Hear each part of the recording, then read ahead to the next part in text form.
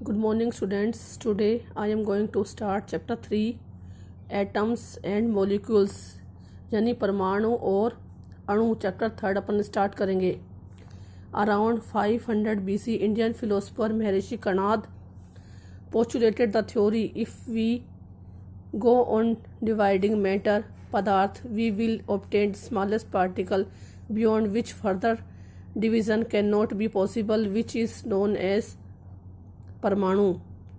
लगभग 500 ईसा पहले बीसी पहले इंडियन फिलोसफर महर्षि कर्नाड ने ये थ्योरी दी थी. इसके अकॉर्डिंग यदि हम किसी भी मैटर को छोटे छोटे पार्टिकल्स में डिवाइड करते जाएं तो लास्ट में हमें एक ऐसा पार्टिकल मिलता है जिसको आगे डिवाइड करना फर्दर डिवाइड करना पॉसिबल नहीं होता. इस पार्टिकल को उन्होंने परमाणु कहा. Ancient Greek philosopher Democritus and Leucippus called these particle atoms. Greek philosopher Democritus and Leucippus ने इस पार्टिकल को एटम कहा. Antoine L Lavoisier led the foundation of chemical sciences by establishing 2 important law of chemical combination. अब कोई भी particle होता है, कोई भी एलिमेंट होता है, वो आपस में मिलकर कंपाउंड का फॉर्मेशन करते हैं. अब ये कंपाउंड किस तरह से फॉर्म होते हैं, किस तरह से कॉम्बिनेशन करके नेचर के अंदर टिके हुए रहते हैं, इस बेस पर लेवोशियर ने 2 इम्पोर्टेंट लॉज को एस्टेब्लिश किया था जिन्हें केमिकल कॉम्बिनेशन ऑफ लॉ कहते हैं.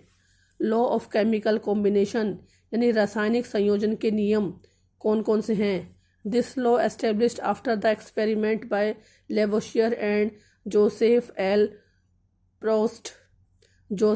प्राउस्ट और लेवोशियर ने ये लॉ ये दोनों लॉ हैं उनको एस्टेब्लिश किया था. The chemical reactions between 2 or more substances giving rises to products which are govern by certain laws are called laws of chemical combination. किसी भी केमिकल रिएक्शन में 2 or more than 2 सब्सटेंस मिलकर product का formation करते हैं.